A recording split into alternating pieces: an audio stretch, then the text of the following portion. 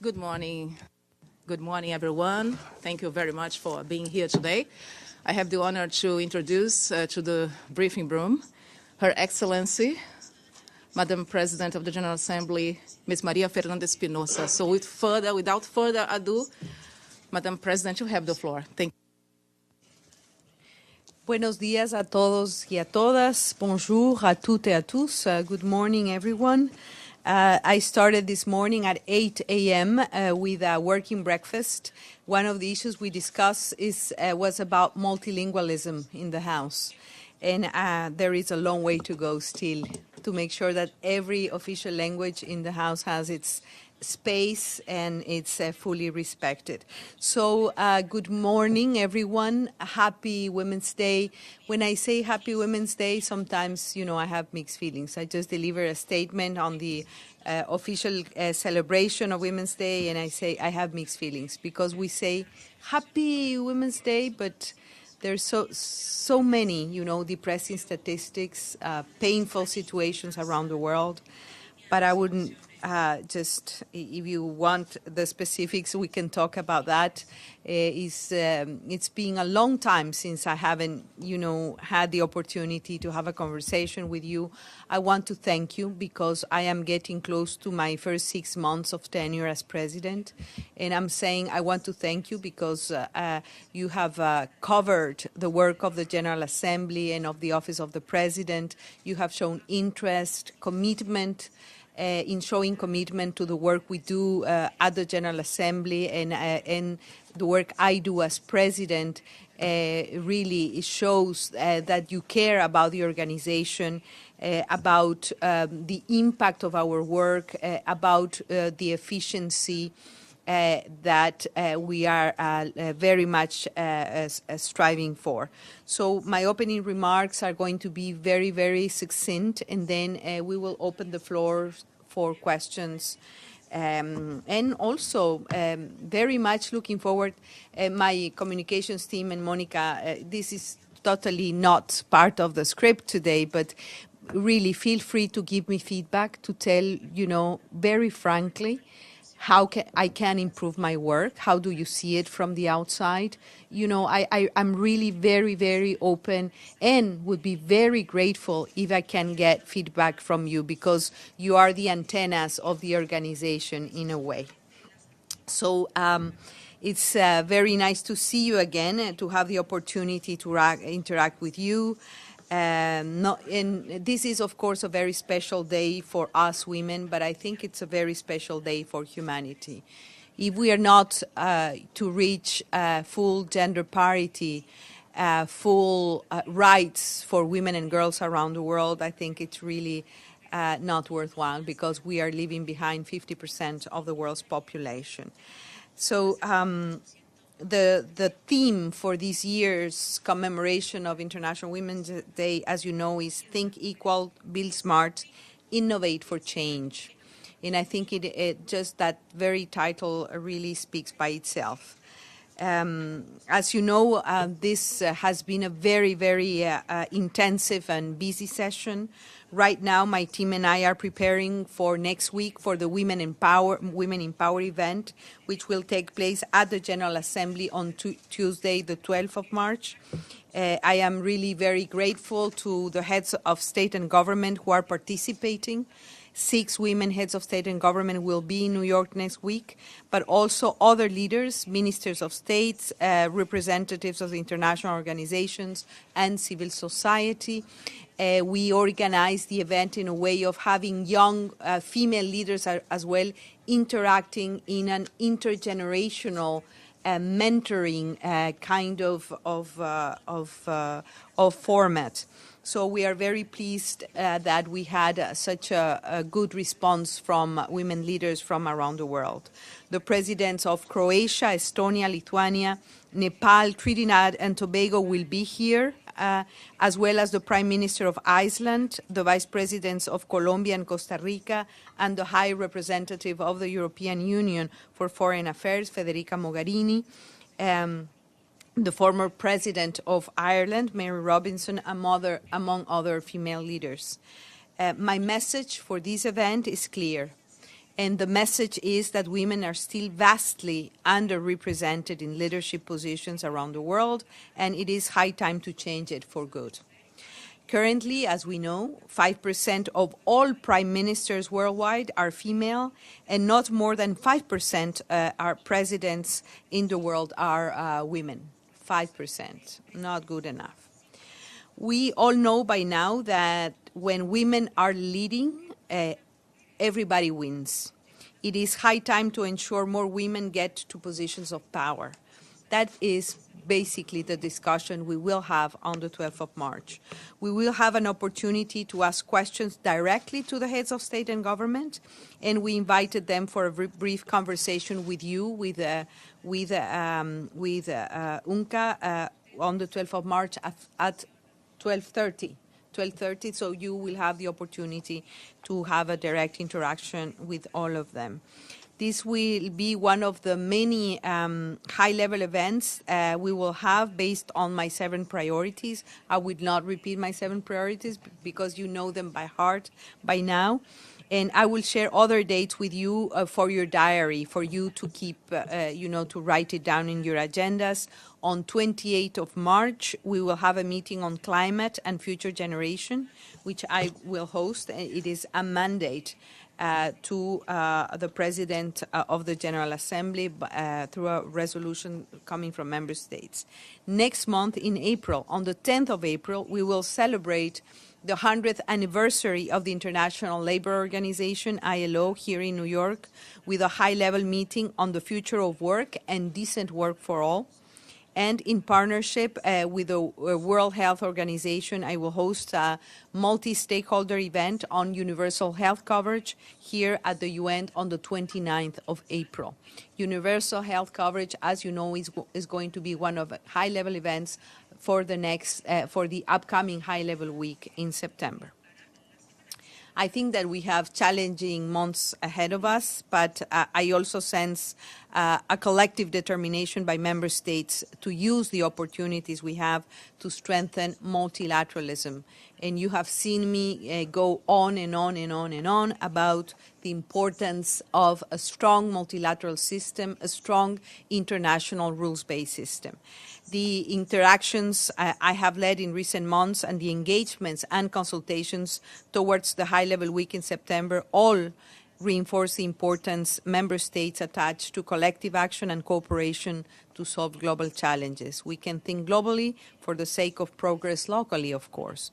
My presidents will continue to work under the acronym of DARE. I'm sure that you also remember that very well. DARE in order to foster delivery, accountability, relevance, and efficiency. And for that, I will continue to count on you and your excellent work to tell the world that the General Assembly is doing and how the UN is working to achieve a better world and be relevant to all. So thank you very much. If you want to know a little more about my recent visits to Finland and the European Union, I'll be glad to provide you with more information also about that. So thank you very much for your presence here. Thank you very much, Madam President. The first question goes to Anka, and then Valeria Robeco, please. And then afterwards I have you and you. Yes, and thank you very much. I see your hands. Thanks. Mm-hmm. Thank you, Madam President, on behalf of ANCA for this press conference, and happy Women's Day. So with technology and innovation playing a fundamental role in our everyday lives, how these two factors can represent an opportunity for gender equality? And nevertheless, could they potentially represent a risk if they're not well handled? Thank you. Thank you, Valeria. Madam President. Well, the data, the numbers that we have are not very encouraging because we see that one of the areas in which women are really have been excluded is in the area of science and technology. And we have brought today to the UN very powerful science women, but if you look at the numbers, they're very low. Very low because these are the professions that were left to the men. but we see that it is absolutely, there is no proof, but on the contrary, that women can really be at the forefront of innovation, of technology. We have hundreds of examples around the world. And basically, you say that it can also be a risk.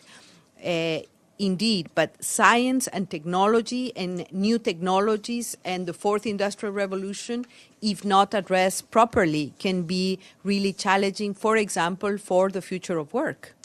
You know, for the societal fabric. It can alter social relations, but I think this is an independent challenge than the one of having the women fully participate in the making of new science and innovation, but also as beneficiaries of new technological developments as well.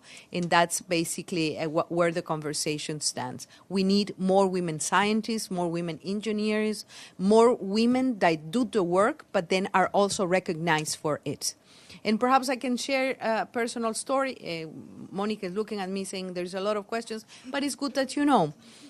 We were mandated by member states to organize an event on new technologies and the fourth industrial revolution. We had it at the General Assembly Hall in the month of November, if I'm not mistaken. And when we were putting the panel together, and Ambassador Morgan is right there, she was in charge of that, we were struggling because I don't see it in any panel where there is no gender parity. That's my basic principle. This is part of the Gender Champion. And we spent days making sure that we had women sitting in the panel of the fourth industrial revolution and the new technologies.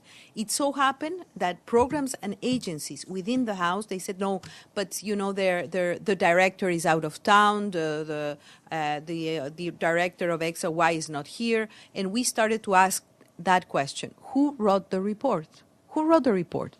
It so happened that who wrote the report, who shaped the report, were women, but the directors were men. And since the directors were out of town, they were having difficulties participating. At the end, we ended up having a panel with the authors of the reports, you know, from our departments and agencies, and I think they were all women. At the end, it happened that there was only one man and the rest were women because they were the authors of the report. So this shouldn't continue to happen. Thank you. Yoshita? Thank you. Happy Women's Day. This is Yoshita Singh with Press Trust of India. My question is on the Security Council reforms. India has been at the forefront of pushing for Security Council reforms now for a very long time, saying that it rightly deserves a place at the UN High Table. It's been 10 years since the IGN process was started. What is your assessment? How do you see the reform process moving forward? It's been excruciatingly slow. Do you see India, countries like India, Germany, Japan, as permanent members of the Security Council, as when and if it's reformed? Thank you. Well, this is a very good question because it's one of these questions where we have to repeat the answer a little bit. This is very much a member state-driven process. My role as president is to accompany, to lead, to make sure that the process continues, to make sure that it is inclusive, that it is transparent.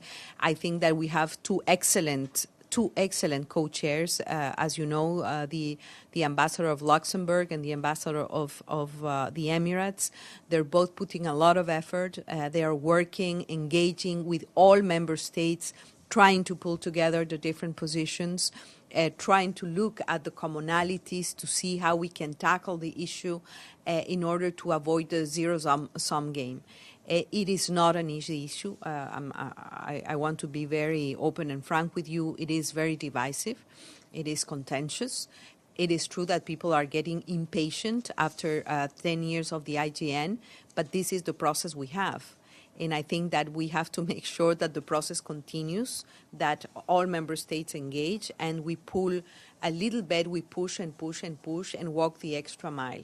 And sometimes, perhaps I shouldn't be saying this because I'm supposed to be neutral, but sometimes we see the Security Council reform as an either-or and a black and white issue. But there are so many things that we can do to improve the Security Council working methods, and we can do it now without any major changes. And this is happening. I have a lot of hope on what the E10 are doing, the elected 10 members. I think that they are de facto making some meaningful changes in improving the working methods and the transparency of the Security Council.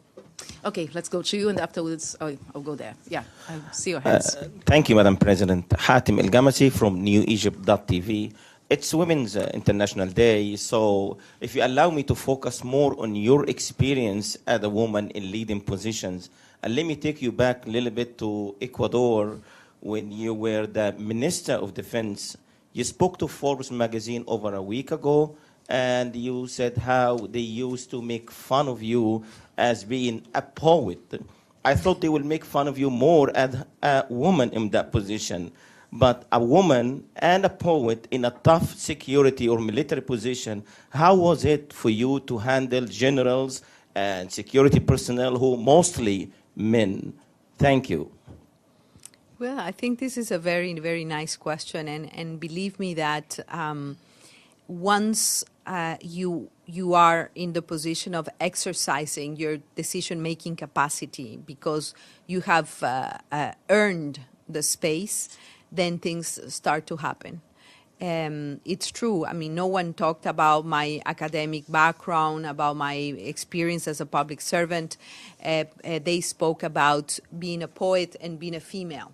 And they made, and there were so many journal articles about that. But once I started to do my work, and it wasn't an easy job because I was appointed precisely to do a re-engineering and a reform of our armed forces in Ecuador. And believe me, no man was able to touch on the very powerful architecture of the armed forces in Ecuador. And I asked the president, I said, this is going to take me a year at least. It took me 3 years, not one. But when I left the ministry, I was a little tired, I have to say, but I actually did it. Now we have a modern armed forces with gender parity and gender sensitive policies, affirmative action for women that are in the military service. And we did a lot of very, very profound changes in the armed forces. And believe me, until this very day, when ¿cómo se dice? Ascensos happen. Huh? No, when the generals, the colonels become generals and all that, the promotions happen, I still get invited by them. I have an excellent, very respectful, very horizontal relationship with the high authorities of the military in Ecuador. So we need to use the space, and then we can very easily demonstrate that we are capable to do the job. That was my experience. Nabil, Alura, I have all of you. Okay. I'm paying attention. Okay, Nabil, go ahead. Thank you. Thank you. Happy Women's Day to everyone.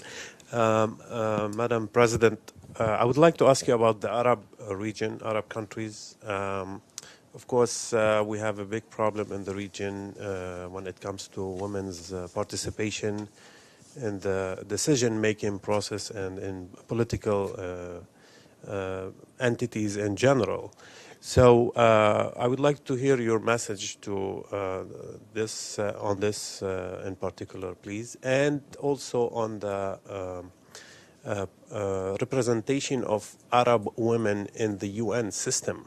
How much it's important for the region to have higher representation, Arab women in the UN system. Thank you. Well, regarding the security situation in Arab countries, we follow very closely the developments of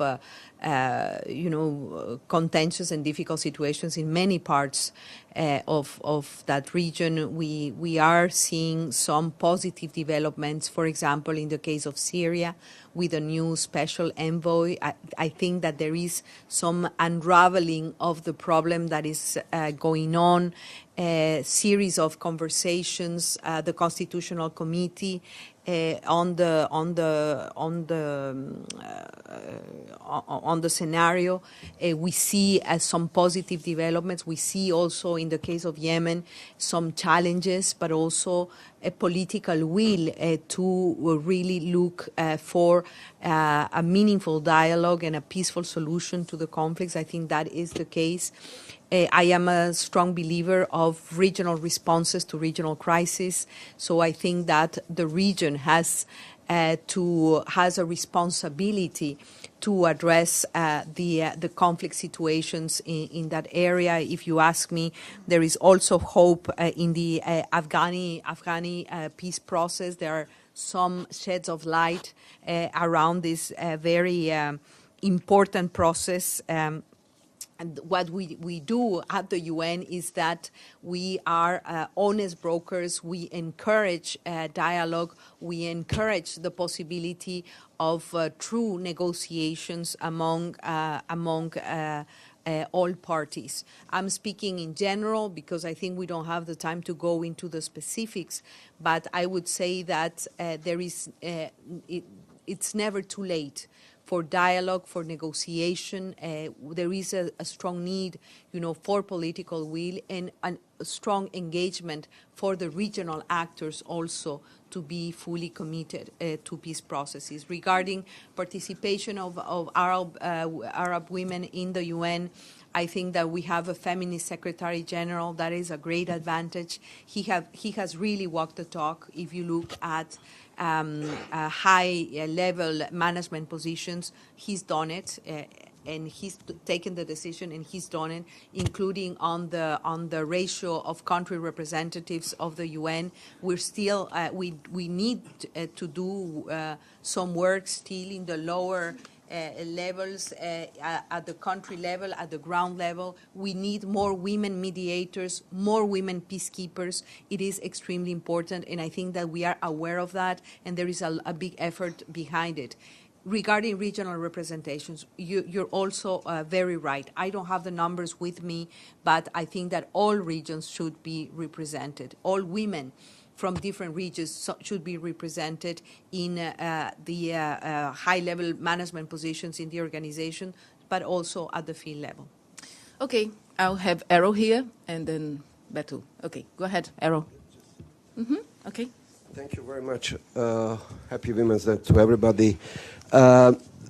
Madam President, you mentioned women on the senior level at the United Nations. Now that we reached that parity, actually, and we are a little bit beyond, not beyond, but over, actually. A little bit.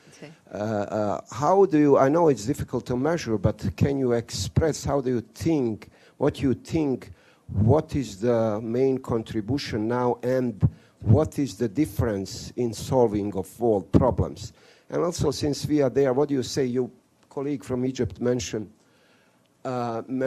poetry, and I would like to ask you, can you comment on that American maxim, I would say, that you campaign in poetry and you govern in prose? Is that applies for UN as well? Well, and I love that phrase myself. Regarding your first comment on gender parity, I am a strong believer that it is not only about numbers and to have the numbers right. I think that the quota systems, the affirmative action policies are extremely highly needed at some point, but it is, of course, a transitional process. Once you have the numbers right, then you need to look at the quality and the delivery capacity. And I think that as women, we have shown over and over again that we do have this delivery capacity, this possibility of being factors of change, of doing things right. And I think that when you look at the peacekeeping operations, the outstanding role of women, if you look at conflicts that have been resolved with a high participation of women, I mean, there are numbers and studies that have been made that when women participate in peace processes as mediators, usually the agreements are more long-lasting and more sustainable over time. And this is not essentialist feminism. It is the numbers and reality. About poetry and prose, I think that I've always said that in politics we need a little more poetry. We need more beauty in politics. We need to bring poetry into politics because poetry, what it gives you, it's a special lens to look at reality, a special sensitivity to be connected to the needs and the pain of people. And if politics is not able to deliver and to respond to the pain and the needs of people, is useless. So in my condition, and I'm not ashamed to say, yes, indeed, I am primarily a poet, and a poet that has these antennas, these ways of looking at the world in a special way. I don't want to be essentialistic, but an essentialist, but it really does help. And the other place where where poetry helps is with giving the weight and the meaning to words. We tend to say, and we say, we need to walk the talk. I would say we need to talk first. And the words and narratives can really shape the world. And I'm a strong believer on the power of words. Thank you, Madam President Beto. And then I go here, and I have Masoud there, and also Ali, Ahmed. Go ahead, Beto. Thank you, Madam President. You are one of the few presidents of the General Assembly, and this organization itself, the UN, hasn't seen any female secretary generals. So my question is, would you yourself consider running as SG? And also, speaking of multilateralism, do you think a female secretary general protect multilateralism better and make the UN a better place, which has been failing in preventing conflicts in recent years? Well, I think that I would say only two very strong messages. Number one, that yes, I think it would be desirable, that to have a female Secretary General at one point. But what we have now, we have to be very proud of. And I have to tell you, very from the bottom of my heart, I truly believe that we cannot have a better Secretary General. He's really fit for purpose. He makes us, I travel with him, I watch him on the ground, working, doing, speaking, negotiating, and I really feel proud that as member states, at some point, once with more power than others to elect them, but we have a great Secretary General, a person that is fit for purpose, that is really capable of facing huge challenges that we have ahead of us, and that is, it's great. If a woman can be a better defender of multilateralism than a man, I think I don't think so. Really, it depends on the person. And we found, and we elected, and we appointed, and we trusted a wonderful Secretary General for difficult times. We have a person that is a very seasoned diplomat with a lot of experience, a public servant that knows inside out the United Nations. He was a great High Commissioner for Refugees. So I think that he's, the perfect person to have now. My personal future plans, I smile because I have so much work to do. I don't even know what I'm going to do after September when my tenure is over. So I haven't considered that possibility.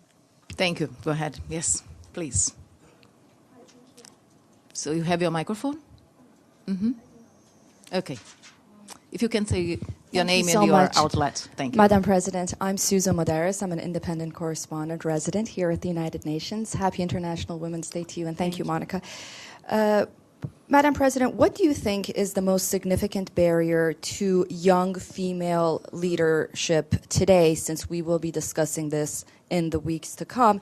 And also, what are or is the challenge that the generation behind you or behind us will face? And I guess it's just to shy away from the cliche analogy, what would be your advice to your 25-year-old self? That goes in line with my second question. Thank you. Well, thank you very, very much. I would say perhaps number one is that we really need to come to grips to girls that are excluded from schooling and from quality education. That's a number one issue. It's part of the 2030 agenda, and we are far behind.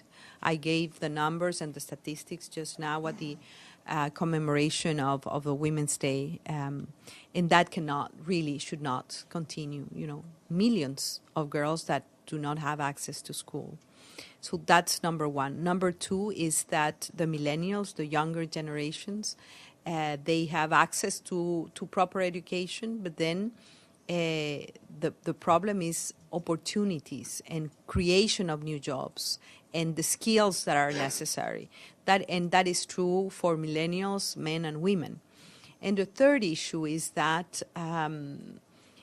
I heard the experience of the current Vice President of Panama when she was asked to run for elections for Vice President.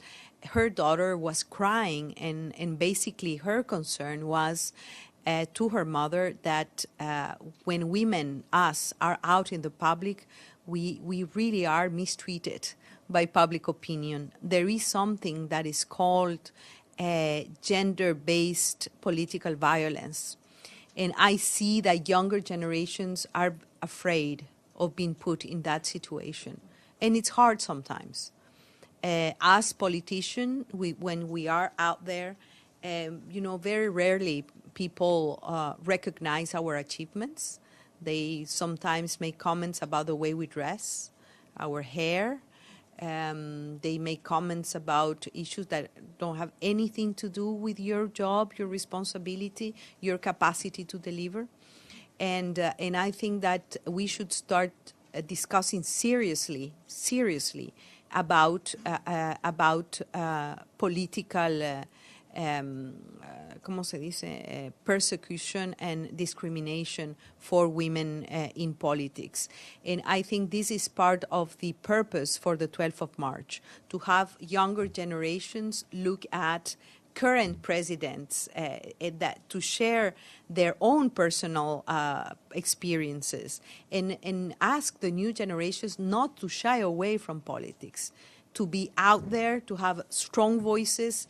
And it's impossible for all young women to want to become presidents, but to be out there in the public sphere, speaking out loud, demanding the rights to be respected. And I think this is happening very much. This is really happening. We see so many very strong and loud, intelligent women's voices out there.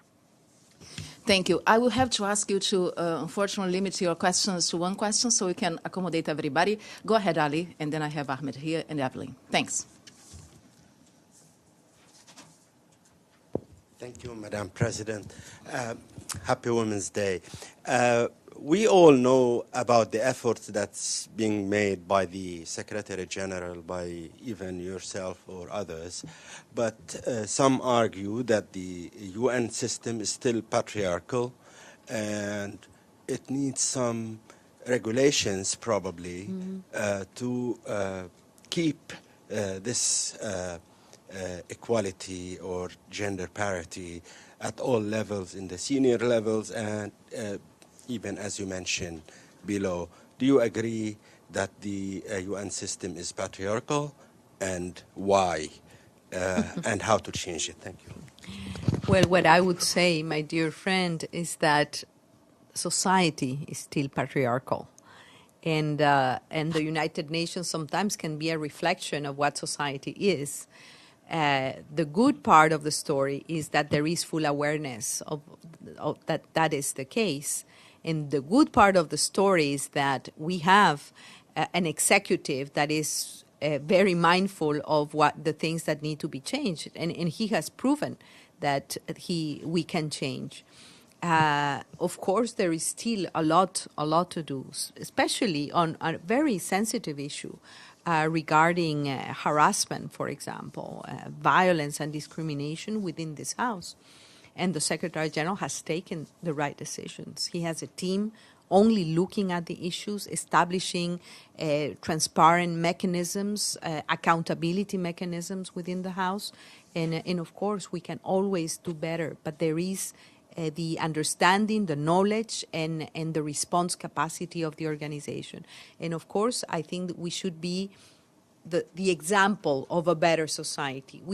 The UN has to be a microcosm of what a dreamed society should be. And I think we are trying hard, and that needs to be commended. It's also in the hands of member states as well, but I think that there is full awareness of what needs to be done. Evelyn, go ahead. Thank you, Monica. Good to see you again, Madam Thank you, President. Speaking of men who have messed everything up, do you intend to bring up Venezuela at all? You speak the right language, and the Security Council is deadlocked. Do you see that coming up in the GA? Well, I am in the hands of member states for that particular issue. I know that the resolutions in the Security Council, haven't prospered. We are following closely the situation in Venezuela. I speak very often with the Secretary General. I think that the United Nations is responding. We have deployed all our humanitarian architecture in Venezuela. We're working there. That on the humanitarian side of the situation. But on the political side, there are several initiatives that we should be watching to see what happens. The Secretary General has offered his good offices when the time is ripe and when all parties are really committed to have an honest negotiation. I mean, we are ready. We are ready as an organization to take part. We have to keep in mind that on the 11th of March, the Office of the High Commissioner is sending a group of experts to Venezuela, and we will see how the situation unravels. And I am following closely the developments in Venezuela. Okay, Ahmed. Thank you very much, Madam President. Ahmed Fathi, American Television News. Let me please get you back to the Middle East a little bit. Saudi Arabia, there is a group of women activists who have been jailed since May for nothing, just for calling to give the women the right to drive. Although this was given by the government by a royal decree, and yet they were imprisoned. Reports coming that they are subjected to electric shocks, beatings, sleep deprivation, and in some cases sexual assault, rape, etc. Their families are terrified to speak out, and this is falling on deaf ears of the Saudi regime. As a woman leader, do you have a message to these jailed women in Saudi Arabia and to the Saudi government at the same time? Thank you. Thank you, Ahmed. And I'll get another question here in the back. Yeah. I'll have all of you. Yes, please go ahead. Thank you very much. Hi, my name is Ibtisam Azim from Al Arab Al Jadid newspaper. I have my question is regarding a report that's coming out on Monday from the Stockholm International Peace Research Institute regarding arms sales and the increase of arms sales, especially for Middle Eastern countries, including Saudi Arabia and Israel and other countries. Which role do you see that the UN could play, or could better? Which things could the UN could do in order to tackle this issue? And do you see that women in this regard have also a special role, or they could do more, including engaging women in this issue? Thank you.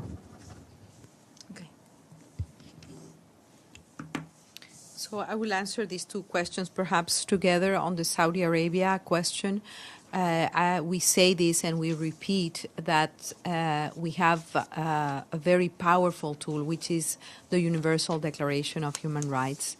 And we have also the Vienna Convention and the Vienna Agreements, which make very clear that human rights and human dignity is universal and has to be respected and fulfilled by every country around the world.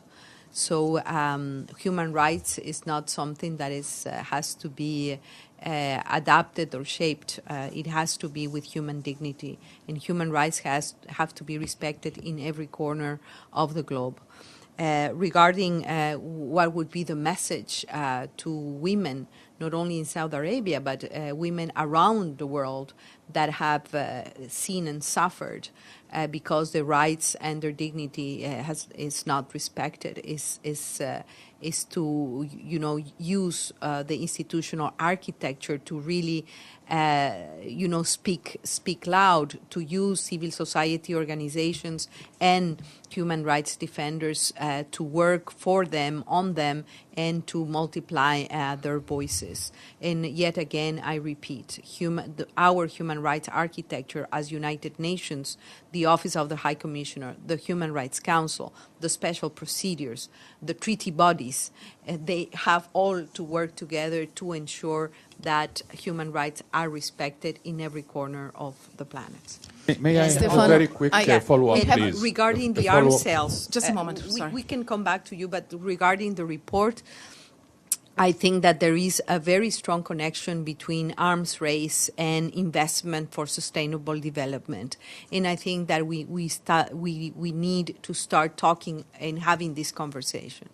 We say that there are billions of dollars that are needed to fully implement the Sustainable Development Goals and the 2030 Agenda, and that includes, of course, the specific Sustainable Development Goals on gender equality and the rights of women. So I think it goes hand in hand, that there are issues that we have to really address. We have instruments that we have passed ourselves as member states.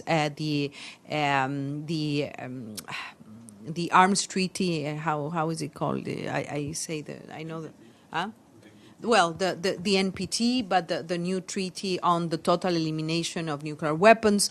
There is also the treaty on conventional arms. So we do have the architecture, and we have to make sure that we put it in place. We have to move. Stefano, come back to you. Stefano, and then afterwards we'll have Prensa Latina. Yes. Stefano Vaccara, Voce di New York, Radio Radicale in Rome. I think it's related with could be related with your trip in Europe, a recent trip. If you look at maps, the ranking, world ranking of gender equality, you will see that the best ranking country are in the North European country, and then maybe Canada. He's trying to, and some other countries, but really is impressive. How you see those Finland, Norway, Sweden, then you go up Iceland. Is impressive. So you have been recently in Europe. Freedom rights are not usually given as a gift. You have to fight for it. So what happened with those women? I'm thinking, I'm wondering. When you meet women around the world, do you think that women in those countries that have equality rights, where women finally accomplish equal rights, did they fight in a different way? Do you have any advice for women that fighting, let's say in Saudi Arabia or other places, to find the way to finally reach those equality? Well, I think that you can be right when we talk about gender equality and women's rights indexes and numbers. It is true that Nordic countries are really they stand out. For example, the country number 1 in abolishing the pay gap between men and women is Iceland. That's the country number 1. Iceland is very up north. But I think that there are very, very strong and interesting developments also in the Global South about, the empowerment of women, about women in roles of leadership and of high responsibility. And I think it's less and less evident that the North is doing better and the South is doing less good. We have countries like Rwanda, for example. Rwanda has reached 50-50 parity in their parliament, and that is Rwanda. Ethiopia has the first ever president in the history of Ethiopia. And you see a lot of developments and a lot of movement in terms of women's rights and the political empowerment of women around the globe. I mean, there are very serious changes that are happening north and south, east and west. And I think we have to look at the case by case. And in some areas where women's rights were really at the forefront and in the avant-garde, we are seeing also some backlashes. And because of my own position, I cannot tell you names, but just we have to look at what is happening in some parts of the world where there is very clear backlash on women's rights and women empowerment. I'm going to have a teamwork here very quickly, Masood and then Carla, and I have you sorry, here. Monica, Go ahead, Masood. Please, I need to do the follow-up. Madam President, you mentioned in your answer on my question on the jailed Saudi women, you mentioned the Universal Declaration of Human Rights. Just newsflash. Saudi Arabia never signed the Universal Declaration of Human Rights since 1946. Saudi Arabia have been a member in the UN Human Rights Council for several terms. I don't know, this is a bizarre world of rotations and deals between member states. The other thing, the Geneva Convention, there is also another Geneva Convention dating back to 1962, which organized the consular and diplomatic immunity, yet the Saudi consulate in Istanbul was used as a scene for a brutal murder of a journalist. Just news flash and an update. Thank you. I think it is a comment that is very, it is a follow-up to your question, and you're right. We need to move on. Masood, thank you very much. Yeah. Please, go ahead. Thank you. Madam Ambassador, my name is Masood Haider. I represent Daily Dawn newspaper of Pakistan. I just wanted to so congratulations, but unfortunately, as you know, today in Great Britain, first female genital mutilator was convicted and jailed.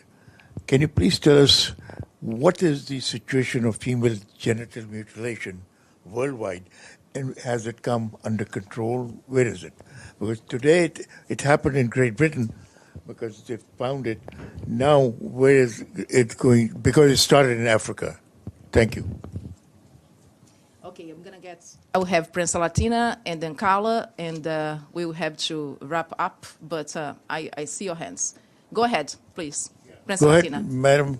Yeah, after you. She's going to answer you. I will come back to your question, and I think that we're taking more than one. Yes, and then correct, yes. Go ahead, Prince Latina, please. Iris Frade from Prince Latina News Agency. Thanks for the briefing. I'm going to talk in Spanish. Hay temas históricamente pendientes en la Asamblea General, como la creación del Estado de Palestina, la independencia de Puerto Rico. ¿Qué se ha hecho al respecto? ¿Cómo se puede avanzar al respecto? Muchas gracias. Okay, good. And then Carla, please, go ahead. You have your mic. You need your mic on. Thank you, Carla. Go ahead. One of your most important contributions in your position has been your concern and emphasis on the scandalous global economic inequality. And what do you plan to do in your remaining term to try and address this and hopefully make a difference? And also, as a Latin American, well, it's not confined to Latin America, there have been many governments that have tried to reduce the inequality within their countries, many of whom were subjected to sanctions by my country.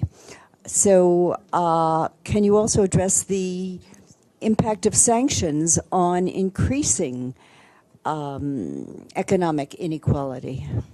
Thank you very much. And yes, let's take these questions here. And if we get more time, I'm going to get to the three of you. Go ahead, please. Thank you very much. Madam President. Okay, regarding... Where was the gentleman? Yeah, he's sitting next to Mark Sedder. Oh, so yes, you changed Masood. places. Okay.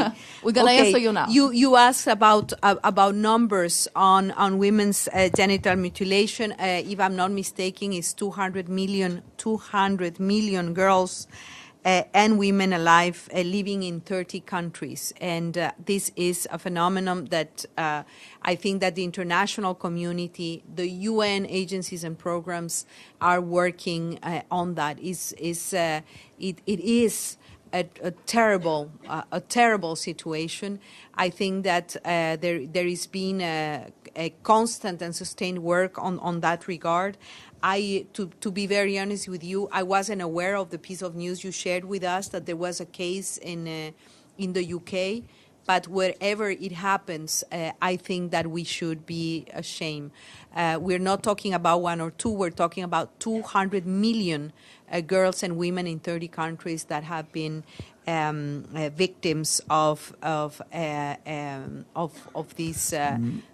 Yes, Madam Ambassador, how about the Nigerian girls who were kidnapped by the militia and then some of them returned, some of them were not returned? Do you have any report on that? Nigerian girls. Yes, of course. I have the information. There are international mechanisms. We have a whole architecture of institutional mechanisms of response capacity from member states, from the UN, from the international community, of course, and zero tolerance for any form of violence against women and girls around the globe, no matter where it happens. It's the same response that I gave to the gentleman regarding the case of Saudi Arabia. And the issue of no impunity, I think it's something that we need to work on a little more. I dropped something. That's okay. That's okay. I think it was my pen, but okay. There were two other questions, one on Palestine and decolonization issues for committee work. I think that these are long-standing issues. I always say and repeat that the Palestinian question is an open wound of the international community, is a pending debt that we have. There are several efforts that are being, deployed, but certainly if we are talking about a implementation challenge, we have to talk about implementation challenges regarding the resolutions both of the Security Council and the General Assembly regarding the Palestinian issue. We follow closely. It's really painful what is happening there. We are working as a UN architecture. We're there. We are on the ground, and we are really insisting on the need for a peaceful negotiation and a dialogue regarding the Palestinian situation. Coming back to your question about inequalities. I think that we have all seen the data and the numbers on inequalities. Unfortunately, the inequality gap has grown recently. We recently saw the last inequality index, which is really, we have to feel ashamed of what is happening. We are capable of creating more and more and more wealth and more prosperity, but at the same time to concentrate the wealth and the prosperity in the hands of very few. I think this is one of the the biggest structural challenges for implementation of Agenda 2030. We will have the opportunity during this high-level political forum to tackle specifically the issue of inequalities and structural responses to that. A final question. Satu have been very patient. Thank you. Thank you. Go ahead. Thank you. Thank you, Maria. My question is about what was your first start point for you to make aware of the gender equality in your lifetime? Because your long experience to promote gender parity, especially when in a political career the during the defense ministry. But before that, was that any? What is your start point for you to motivate the gender parity in your life? Well, thank you for this question, but I think that personal experience counts a great deal.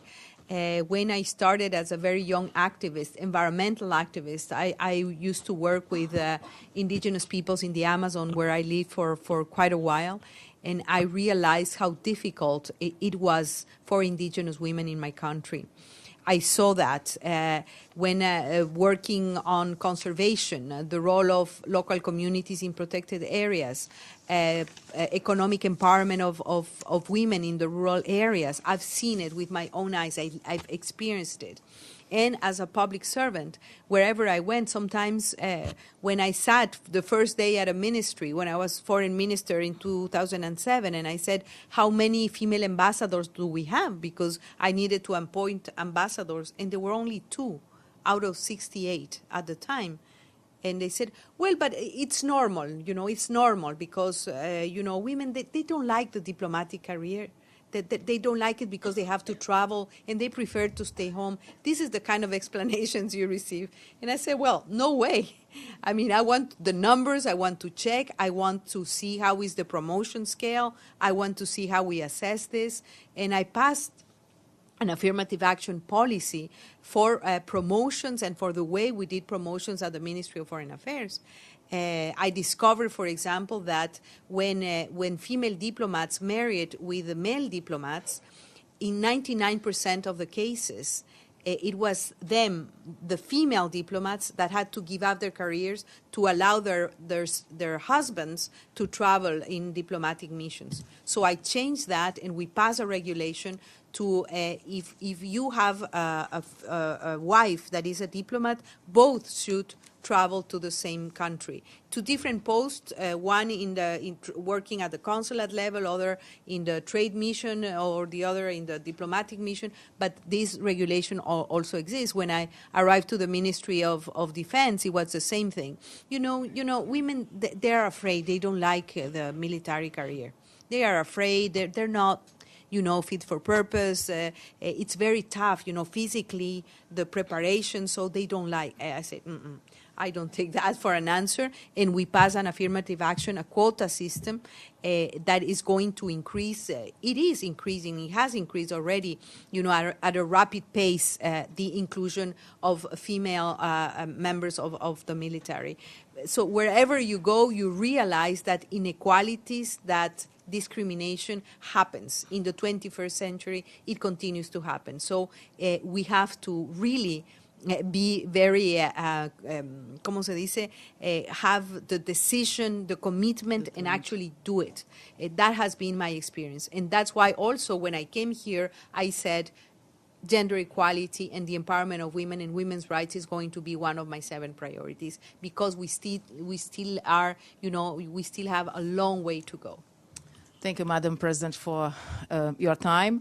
I know I see some hands, but we have to move on because Stéphane Dujarric will be here very, very soon. So we're going to have to talk to you on probably a bilateral after that. So thank you very much. And your last words, Madam President. Yeah, my last words would be, please, either in person. I've met the majority of you in bilateral interviews. And I'm absolutely available. I work a lot, I travel a lot, but I am available to you. If you have any feedback, anything that you think I should improve or look at more specifically or work more on certain issues, please let me know. In a personal basis, even if you don't want to interview me, just give me some feedback. My doors are always open. I'm busy, but some of you, the majority of you that have come to my office, that I said the first day my presidency is going to be an open door presidency, and I really mean it, and I still mean it. I'm in the 50% of my tenure, and I want my remaining 50% to be fruitful and to work in favor of this organization and the people we serve. Thank you very much. Thank you. Have a good afternoon. Thanks.